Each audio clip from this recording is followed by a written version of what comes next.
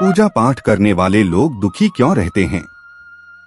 बहुत बार ऐसा देखने को मिलता है जो ज्यादा भगवान का पूजा पाठ करता है वही सबसे ज्यादा दुखी होता है, जबकि कोई नास्तिक आदमी जो भगवान को नहीं मानता कभी पूजा पाठ नहीं करता, कभी संतों का संग नहीं करता, वह सबसे ज्यादा सुखी जीवन जीता है। यह सब चीजें देखकर कभी कभी लगता है कि भगवान ही गलत है, भगवान का न्याय ही गलत है या कोई कहानी नहीं। यह हर किसी के साथ होता है। भगवान श्री कृष्ण ने स्वयं इसका उत्तर दिया है कि आखिर ज्यादा पूजा पाठ करने वाले लोग दुखी और परेशान क्यों रहते हैं। इसका उत्तर भगवान कृष्ण ने श्रीमद् भागवत गीता के माध्यम से बड़ी स्पष्टता के साथ बताया है। तो चलिए शुरुआत करते हैं। पूजा पाठ करने वाले लोग दुखी क्यों रहते हैं? बात द्वापर युग की है, जब भगवान श्री कृष्ण और अर्जुन के बीच संवाद हो रहा था। तब अर्जुन ने भगवान श्री कृष्ण से पूछा कि माधव, जो लोग ज्यादा पूजा पाठ करते हैं वह ज्यादातर दुखी और परेशान क्यों रहते हैं? इसके पीछे कारण क्या है, जबकि वो लोग जो भगवान का नाम ही नहीं लेते, भगवान का स्मरण भी नहीं करते, वह लोग हमेशा गलत कार्य करते हैं। उन लोगों को जीवन में सुख मिलता है। इसके पीछे का रहस्य मुझे समझाने का प्रयास करें। तब भगवान श्री कृष्ण ने एक छोटी सी कहानी के माध्यम से अर्जुन को इसका उत्तर दिया। जानते हैं उस छोटी सी कहानी के बारे में। एक गुरु के दो शिष्य थे। दोनों ही पढ़े लिखे और विद्वान थे। दोनों में सिर्फ फर्क इतना था कि एक भगवान को मानने वाला था और दूसरा भगवान को ना मानने वाला था। एक ऐसा था जहां पर भगवान की कथा होती थी, जहां सत्संग होता था, जहां भजन होता था, वहां दौड़ा चला जाता था और भगवान की पूजा पाठ करने लगता था। दूसरा शिष्य इन सब चीजों से काफी दूर था। वह शराब पिया करता था, वेश्याओं के यहाँ जाया करता था। सारी बुरी आदतें दूसरे शिष्य में थी। एक दिन क्या हुआ कि जब वह शिष्य शराब पीकर अनाप शनाप बोलते हुए रास्ते में चलते हुए अपने घर को जा रहा था, अचानक उसको रास्ते में पैसों से भरा एक बैग मिल जाता है। उसकी खुशी का ठिकाना नहीं रहता।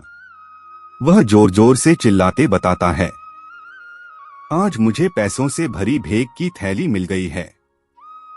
मेरा जीवन सफल हो गया। इन पैसों से अपने जीवन की आवश्यकताओं की पूर्ति कर लूंगा। वही दूसरा मित्र मंदिर से भजन करते हुए अपने घर को जा रहा था।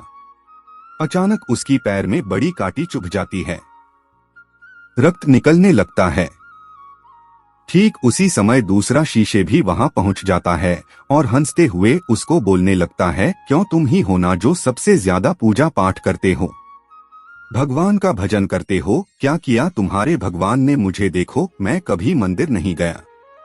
मैंने कोई अच्छा काम किया है? मेरे घर में भगवान का मंदिर भी नहीं है। मैंने कभी अपने बारे में सत्यनारायण भगवान की कथा नहीं कराया। भगवान के सामने कभी माथा नहीं टेका। फिर भी मैं कितना संपन्न हो अमीर हूँ।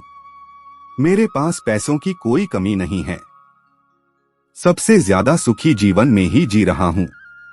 अच्छे शिष्य को उसके बाद चुभने लगी। उसने मन ही मन भगवान से प्रार्थना किया, या तो सच बोल रहा है। मैं कितना पूजा पाठ करता हूँ और वह कुछ नहीं करता, फिर भी कितना सुखी है।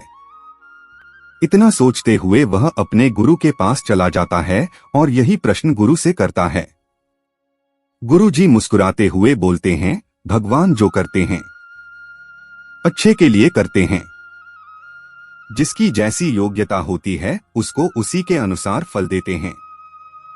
अब तुम्हारे प्रश्नों का उत्तर तुम जानते हो। भगवान ने पैरों में ही क्यों कांटे चुभाए और उसको पैसे से भरी बैग क्यों मिली? सुनो, तुमने पिछले जन्म में बहुत पाप किया था, इसलिए तुम्हारी आज मौत होने वाली थी। तुम बच गए क्योंकि तुम मंदिर गए थे, तुमने भगवान की पूजा की थी।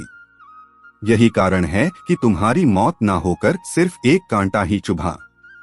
अब तुम्हारे मित्र की बात करते हैं। वह पूर्व जन्म में एक संत महापुरुष था, इसलिए उसकी जीवन बदलने वाली थी। करोड़ों की संपत्ति का मालिक बनने वाला था।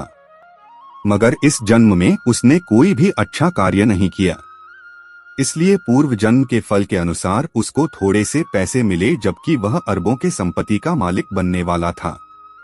भगवान को दोष देना छोड़ दो, अपने वर्तमान के समय का सदुपयोग करें, भविष्य अपने आप सुधर जाएगा। इस प्रकार उसकी आंखें खुल गई और उसे पूजा पाठ में लग गया। तो यही करना होता है कि जो पूजा पाठ करते हैं वो इतना दुख क्यों रहते हैं। जय श्री राधे।